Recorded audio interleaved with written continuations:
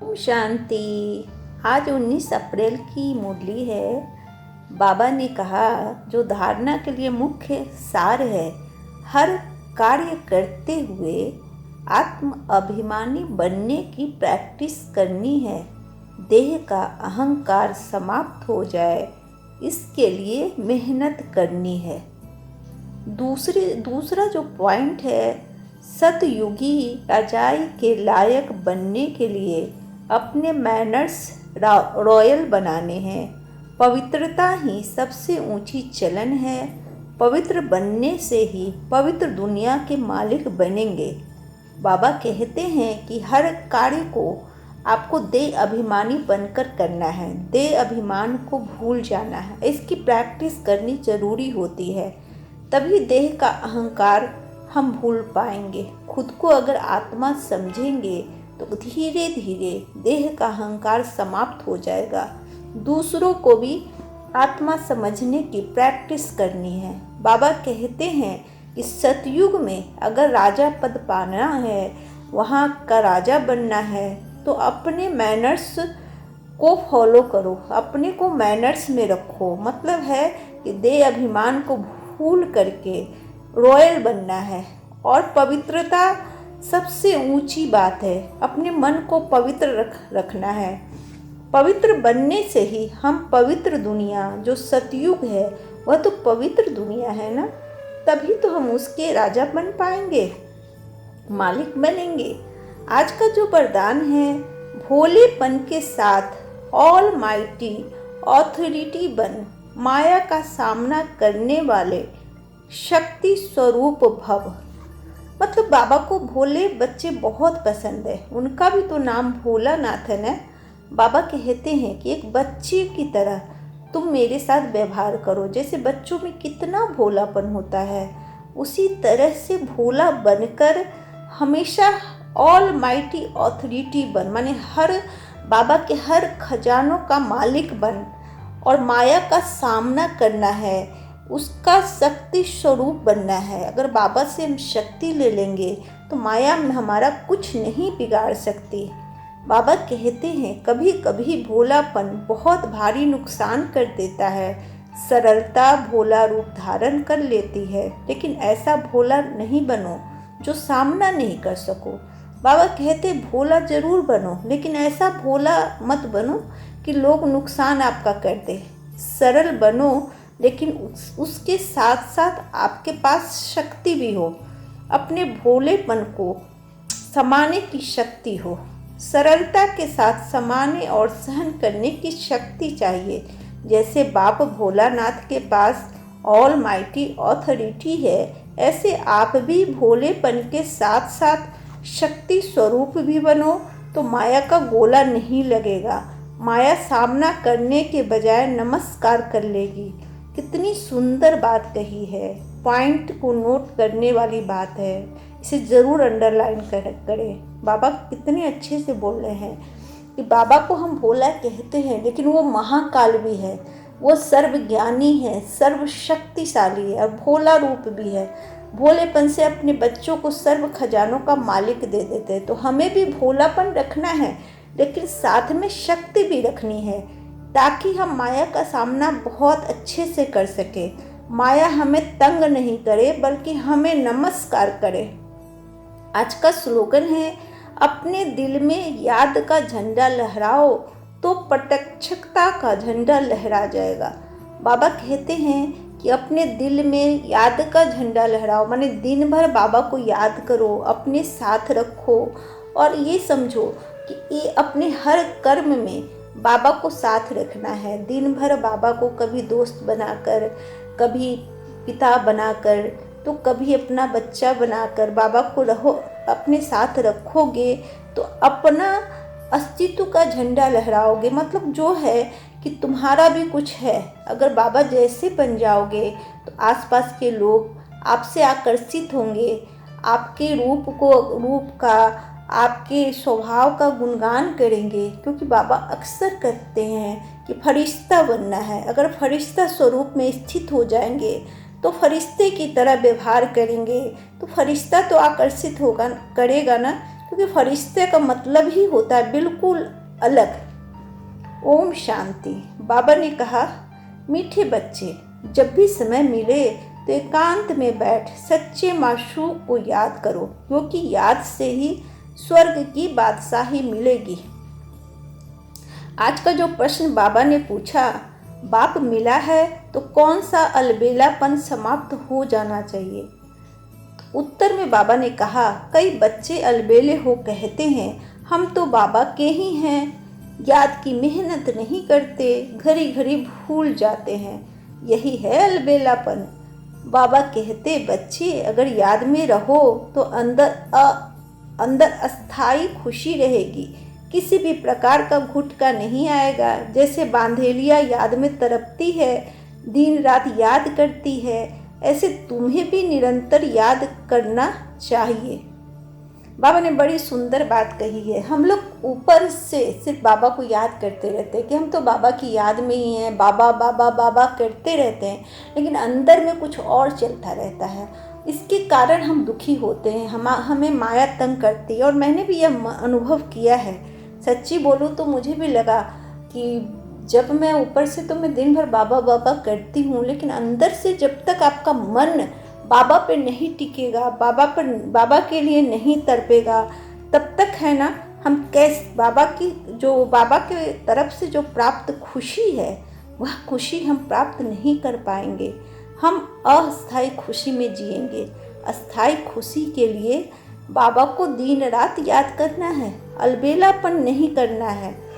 मतलब जो अलबेलापन है कि अपनी ही मौज में रहो, बस बाबा बाबा करो, लेकिन दिल की गहराइयों में बाबा का नाम न हो, तो इस अलबेलेपन से मुक्त होना है।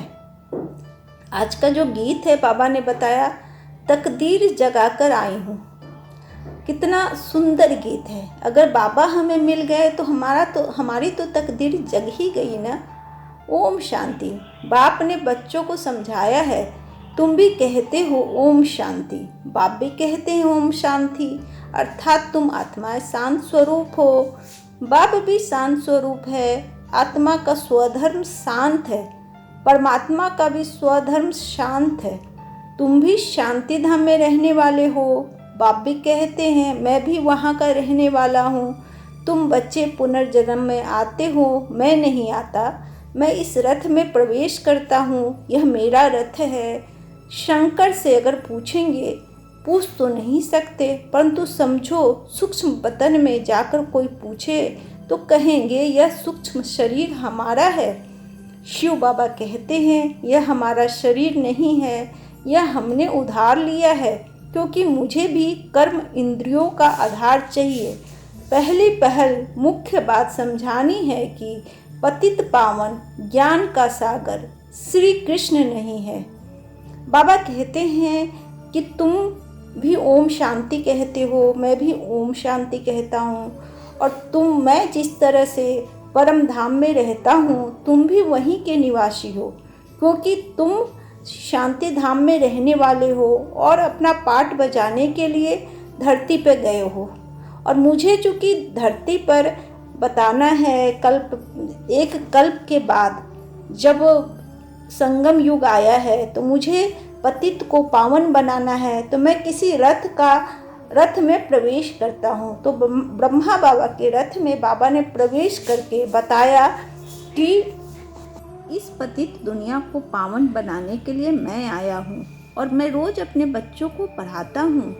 बाबा कहते हैं श्री कृष्ण तो ज्ञान का सागर है नहीं, वह तो आपको पतित से पावन बना नहीं सकता। पतित से पावन तो सिर्फ शिव बाबा ही बना सकते हैं। श्री कृष्ण सर्व आत्माओं को पतित से पावन नहीं बनाते हैं, वो तो आकर पावन दुनिया में राज्य करते हैं। बाबा कहते हैं कि आप भी बच्चे इस सतयुग में आकर राज्य कर सकते हो, यहाँ के महाराजा बन सकते हो, अगर मेरी श्रीमत पे चलोगे, बाप की याद पे चलोगे। उनमें भी यह ज्ञान नहीं है, रचना का ज्ञान तो रचता में ही होगा ना। श्री कृष्ण को रचना कहाँ जाता है, रचता बाप ही आकर ज्ञान देते हैं। अभी आप रच रहे हैं, कहते हैं तुम हमारे बच्चे हो, तुम भी कहते हो बाबा हम आपके हैं। कहा भी जाता है ब्रह्मा द्वारा ब्राह्मणों की स्थापना, नहीं तो ब्राह्मण कहाँ से आए। सूक्ष्म बतन वाला ब्रह्मा कोई दूसरा नहीं है। ऊपर वाला सो नीचे वाला सो ऊपर वाला एक ही है। बाबा कहते हैं कि जो नीचे ब्रह्मा बाबा हैं वही सूक्ष्म बतन में है।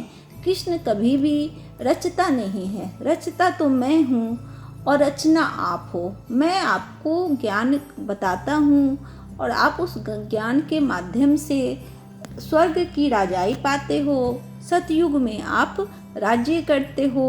बाबा कहते हैं अच्छा, विष्णु और लक्ष्मी नारायण भी एक ही बात है।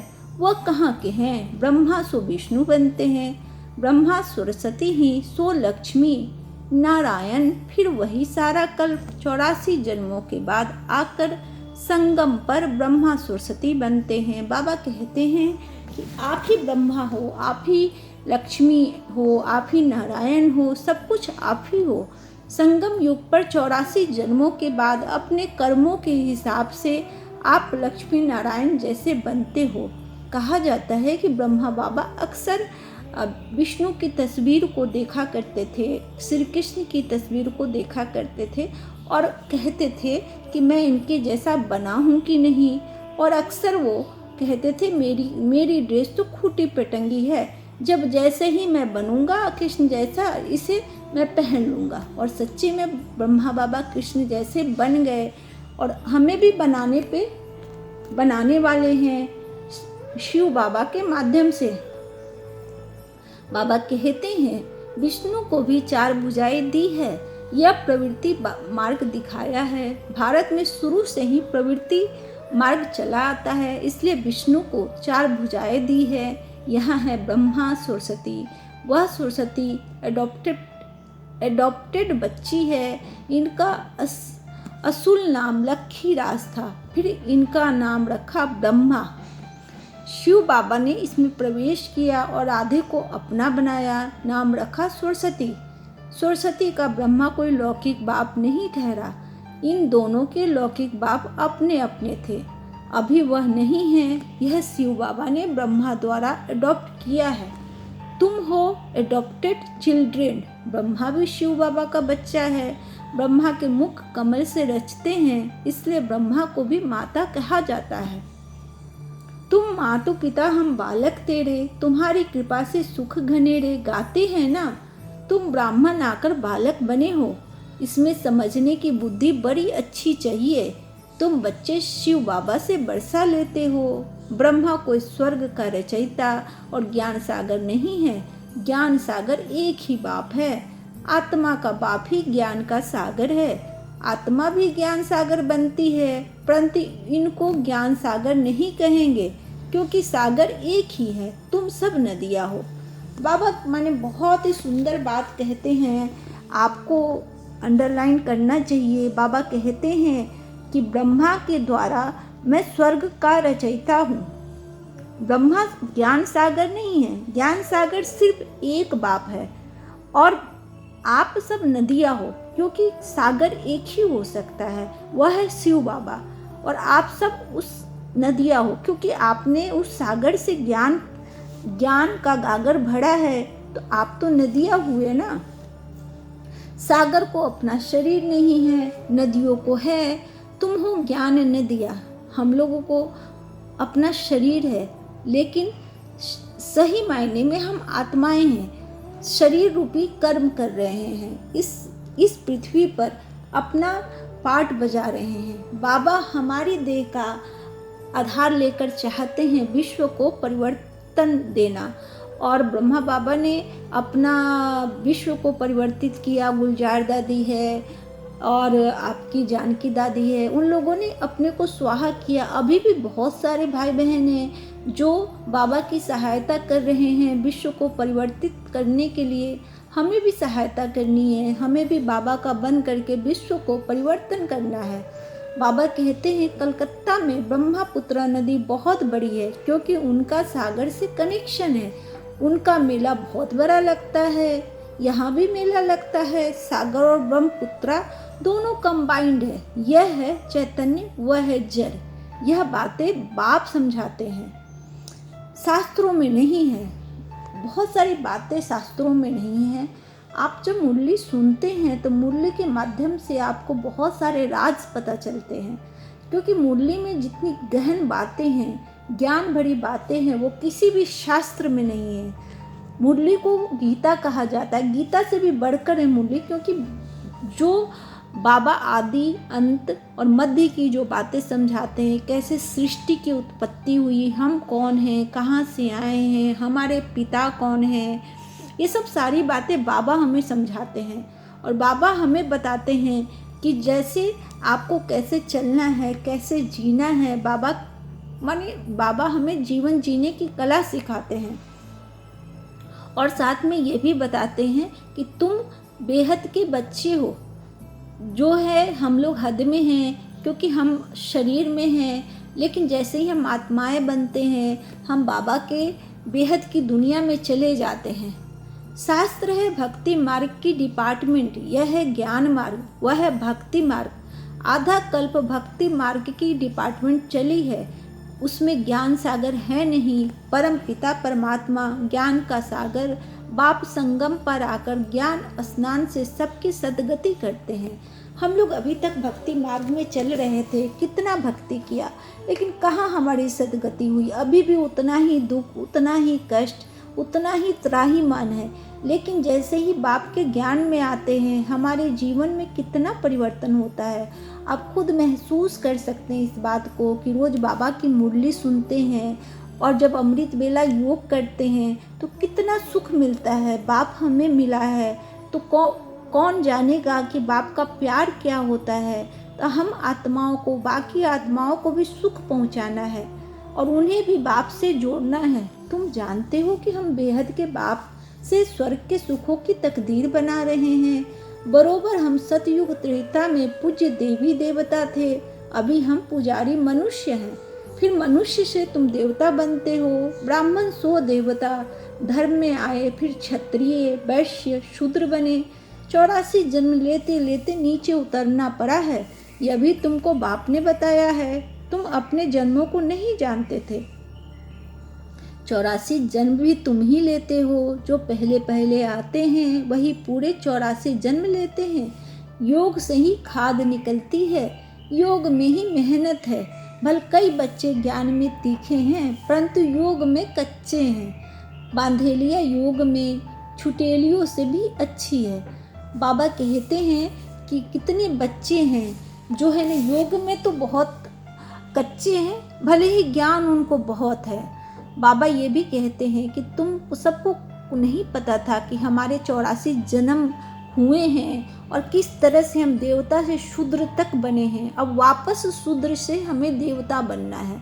तो बाबा बहुत ज्ञान की बातें सिखाते हैं। बाबा कहते हैं कि बांधेलिया योग में छुटेलियों से भी अच्छी है।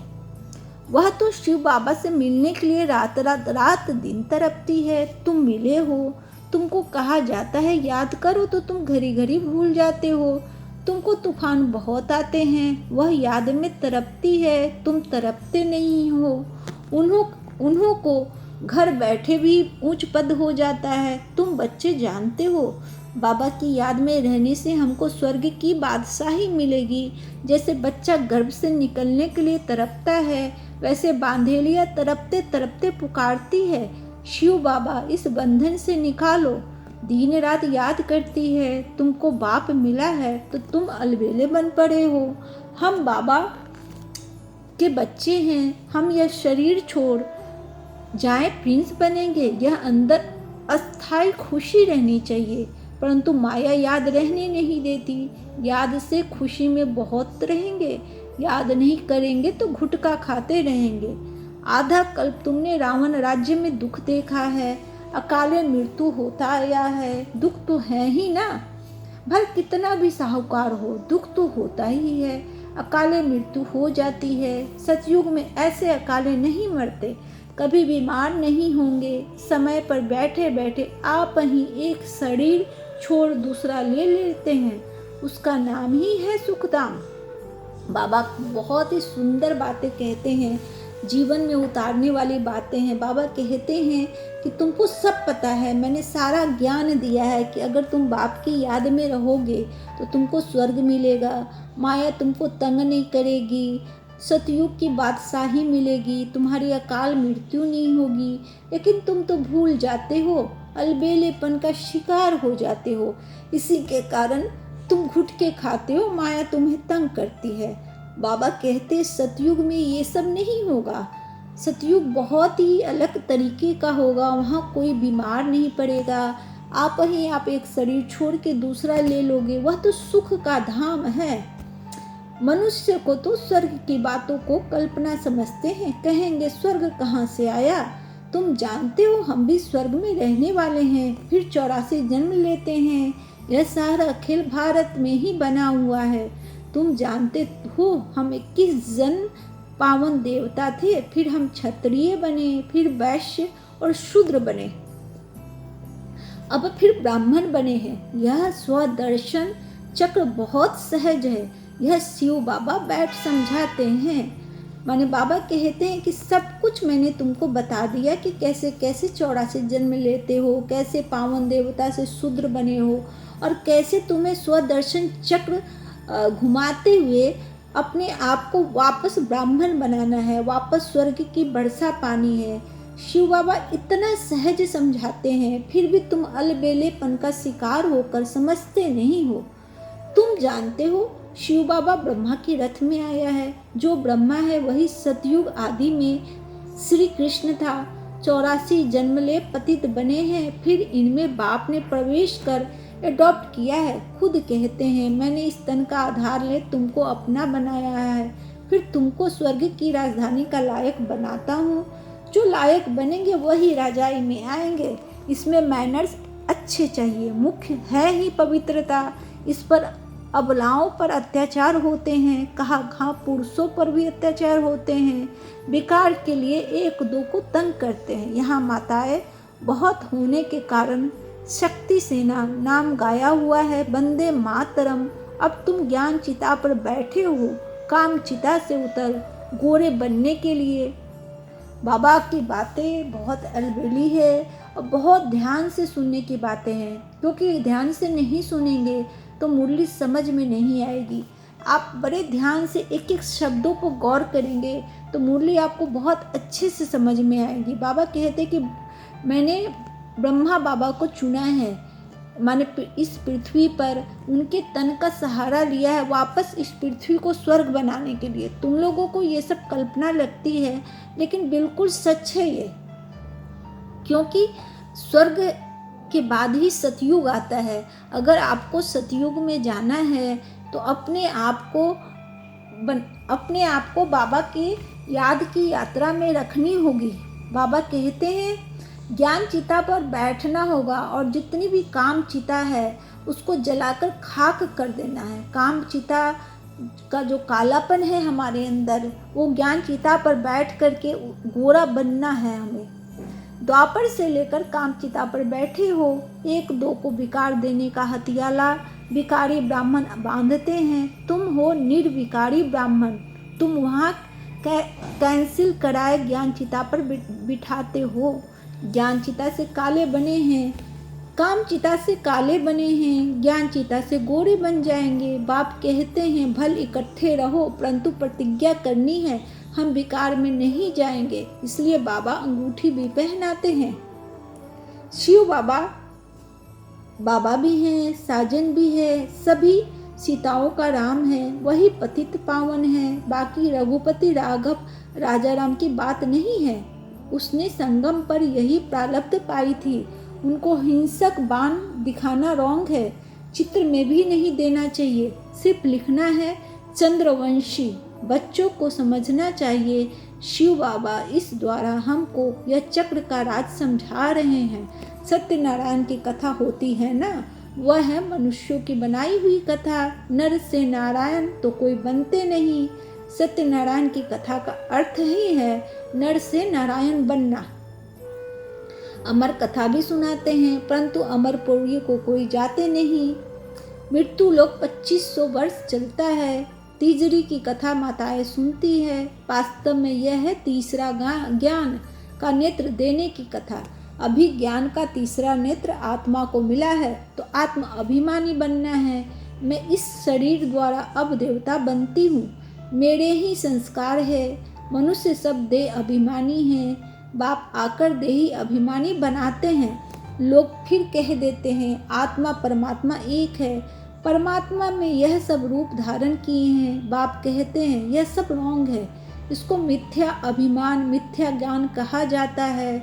बाप बतलाते हैं मैं बिंदी मिसल हूँ, तुम भी नहीं जानते थे, यह भी नहीं जानते थे। अभी बाप समझाते हैं इसमें संशय नहीं आना चाहिए, निश्चय होना चाहिए। बाबा जरूर सती ही बोलते हैं, संशय बुद्धि विनश्यंती, वह पूरा बरसा नहीं पाएंगे। बाबा कहते हैं कि जो भी शास्त्रों में बातें कही गई है कि नर से नारायण बनते हैं या फिर राम भगवान हैं या जो भी है, ये सब गलत है, सब मिथ्या है। मैं तो बस एक बिंदी हूँ, क्योंकि मेरा कोई जन्म नहीं होता, जन्म मरण आप आत्माओं का होता है। तो बाबा कहते हैं कि इसमें आपको संशय नहीं करना है, निश्चय बुद्धि होना है।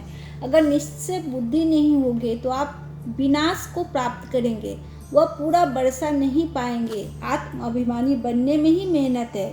खाना पकाते बुद्धि बाप की तरफ लगी रहे, हर बात में यह प्रैक्टिस करनी चाहिए। रोटी बेलते अपने माशूक को याद करते रहना चाहिए, यह अभ्यास हर बात में चाहिए।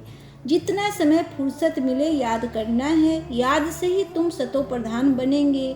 8 घंटा कर्म के लिए छुट्टी है, बीच में भी एकांत में जाकर बैठना चाहिए। तुम्हें सबको बाप का परिचय भी सुनाना है, आज नहीं सुनेंगे तो कल सुनेंगे। बाप स्वर्ग स्थापन करते हैं, हम स्वर्ग में भी थे, अभी फिर नरकवासी हुए हैं, अब फिर बाप से बरसा मिलना चाहिए। भारतवासियों को ही समझाते हैं, बाप आते भी हैं भारत में ही। देखो तुम्हारे पास मुसलमान लोग भी आते हैं, वो भी सेंटर संभालते हैं, कहते हैं शिव बाबा को याद करो। सिख भी आते हैं, क्रिश्चियन भी आते हैं, आगे चलकर बहुत आएंगे। यह ज्ञान सबके लिए है, क्योंकि यह है ही सहज याद और सहज बरसा बाप का। परंतु पवित्र तो जरूर बनना पड़ेगा, देह दान तो छूटे ग्रहण। अभी भारत पर राहु का ग्रहण है, फिर बृहस्पति की दशा शुरू होगी 21 जन्मों के लिए। पहले होती है बृहस्पति की दशा, फिर शुक्र की दशा, सूर्यवंशियों पर बृहस्पति की दशा, चंद्रवंशियों पर शुक्र की दशा कहेंगे। फिर दशा कामती होती रहती है। सबसे खराब है राहु की दशा। बृहस्पति कोई गुरु नहीं होता, यह दशा है वृक्षपति की। वृक्षपति बाप आते हैं तो बृहस्पति और शुक्र की दशा होती है। रावण आते हैं तो राहु की दशा हो जाती है। तुम बच्चों पर अभी बृहस्पति की दशा बैठती है। सिर्फ वृक्षपति को याद करो, पवित्र बनो, बस। अच्छा, बाबा का कहना है कि सिर्फ वृक्षपति को याद करो, माने बृहस्पति की दशा तभी आप पर बैठ पाएगी। बाबा कहते हैं कि मैं ही सब कुछ हूँ और मुझे ही याद करो, मैं ही गुरु हूँ, मैं ही आपका पिता हूँ, मैं ही सदगुरु हूँ, मैं सब कुछ हूँ। आप मुझे याद करोगे तो आपके 21 जन्म नहीं 84 जन्म आपके अच्छे हो जाएंगे। आप ब्राह्मण बन जाओगे, आप देवता हो। माने बाबा कितनी बड़ी बड़ी बातें कहते हैं, कितने प्यार से समझाते हैं। बाबा कहते हैं अच्छा, मीठे मीठे सिक्की लदे बच्चों प्रति माता पिता बापू दादा का याद प्यार और गुड मॉर्निंग। गुड मॉर्निंग बाबा। हम बच्चों के प्रति भी, हम बच्चों की तरफ से भी आपको गुड मॉर्निंग और बहुत बहुत याद प्यार। रूहानी बाप की रूहानी बच्चों को नमस्ते, रूहानी बच्चों की रूहानी बाप को नमस्ते। तो आज जो बाबा ने कहा है कि आत्म अभिमानी बनना है, अपने देह के अहंकार को खत्म करना है, तभी सतयुग की राजाई के लायक बनेंगे।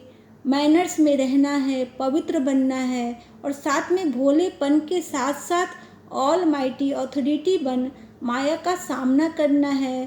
तो बाबा ने जो वरदान दिया है शक्ति स्वरूप भव, मतलब शक्ति धारण करनी है। भोलापन तो होना ही चाहिए, साथ में शक्ति भी होनी चाहिए।